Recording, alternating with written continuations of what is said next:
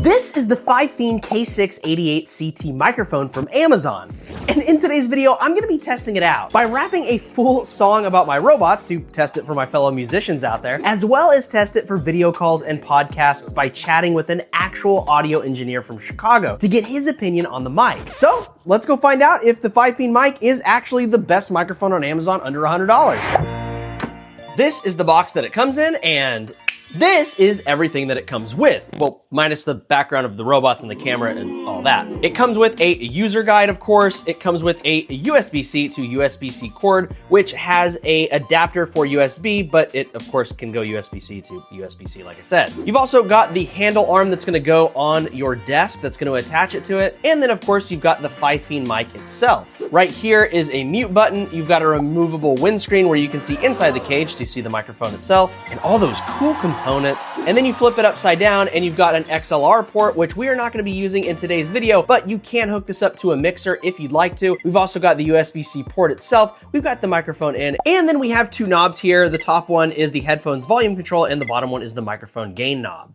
Okay, so as you can see, I have a lot going on my desk, and I'm trying to think of the perfect place to put this, and I'm thinking in the back is probably gonna be the best. So let's set it up really fast. So this mic has this little clamp back here. So since I've got an IKEA desk, I'm gonna try and put it on this back part, and hopefully it will be able to go right over my computer. Why is my desk so cluttered with wires? All right, let's whip out the generously long cord. All right, USB-C to USB-C. All right, so now that the mic is all set up, we need to call Tanner Peterson to get his take on this microphone, how we should use it, what he thinks of microphones like this, as well as get his help with just making this music video. And this will also lead us into our first test, because I want to test it out in a podcast / video call situation, which is what a lot of people would be using this mic for. So let's go talk to Tanner.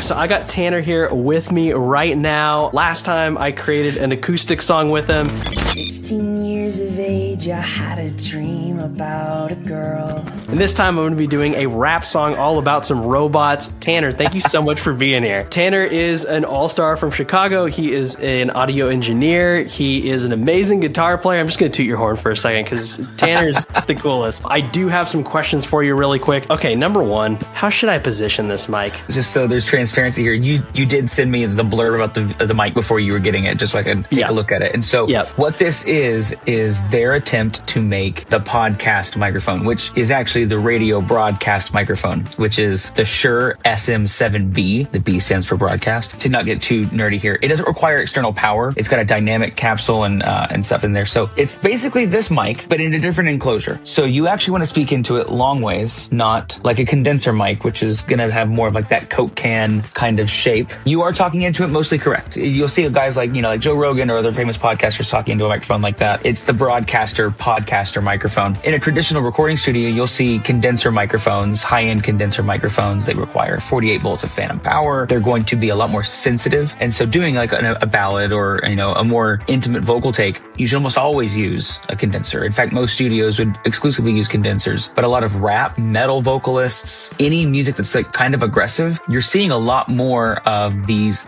kind of microphones be used in the studio. So the fact that you're doing a rap song kind of works because like you're going to be kind of getting up in it aggressively, and that's kind of got that sound. If you've gotten up on the microphone, it's got a really nice bass response. That's the other thing. It can handle high SPL, so really hard and heavy, quick impacts of sound. I can totally tell what you're saying. Like when I am far off and then when I go closer, it is definitely, it's so clear. And like I was saying offline, I feel like I'm doing like an ASMR video or something. That mic is going to lose efficiency as you get further back. You would find that you would need to be a little closer on a mic like this. I do have one last question, which is particular to this mic. I don't know if you've ever used or even heard of Fifine before, but I'm curious if you've ever used one or what you've heard about it or what your opinion on that is, or if you haven't, what your opinion on mics like this are. Sure. I have heard of this brand. I have not had any personal experience with it. I can't really speak to what their build quality is. I like to say, because, in the guitar industry, I like to say that everything is parts and labor. And usually on the lower end of the price spectrum, as price gets lower, you're basically just paying for the parts and not the labor so much. That makes sense. it because that's just kind of,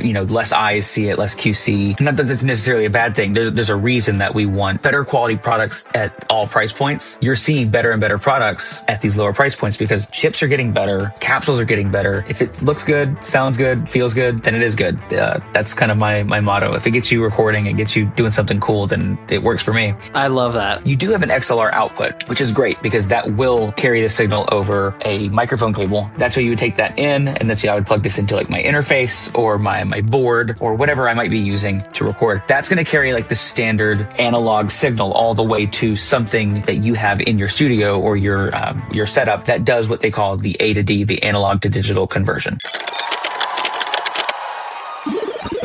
After our call, I spent a few days writing a rap and also finding a song on Epidemic Sound to write all about my robots on my shelf because why not? Then I sent the mix to Tanner to see what an actual audio engineer professional could get out of this mic. However, I do want to show you the first verse and its raw audio first so that you can hear the actual sound that came out of the mic before all of the processing. Got a lot of robots, they chillin' on my shelf. They hanging on my desk and on my mantle like an elf. I hope they're not all spying, they tell me that they're not. But one glance a little emo and he looking like a susbot. Louis in the corner, chatting up with Pubbo. And here's that same verse but mixed by Tanner. Let's do it. Got a lot of robots, they chillin' on my shelf. They hanging on my desk and on my mantle like an elf. I hope they're not all spying, they tell me that they're not. But one glance a little emo and he looking like a susbot. Louis in the corner, chatting up with Pubbo. Pubbo saying hi, now Louis in the double. Both bots causing trouble, teaming up on Pubbo. But Pubbo got a secret, he invited Luna. Luna always going so crazy, baby.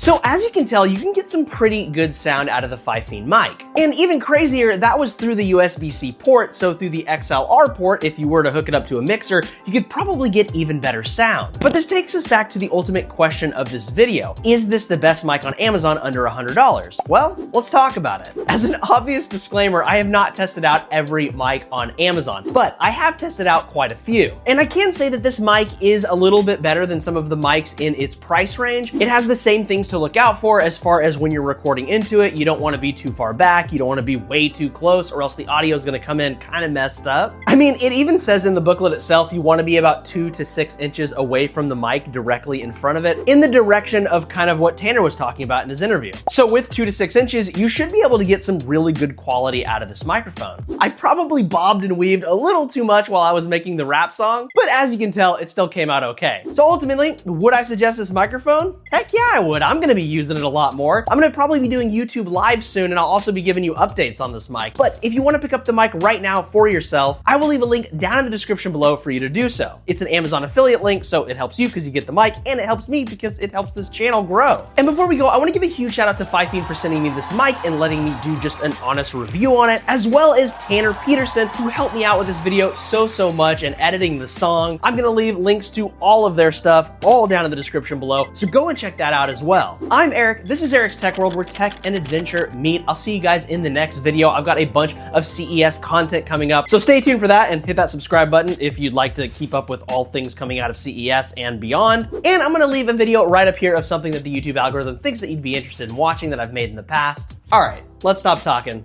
I'll see you in the next video. Peace out.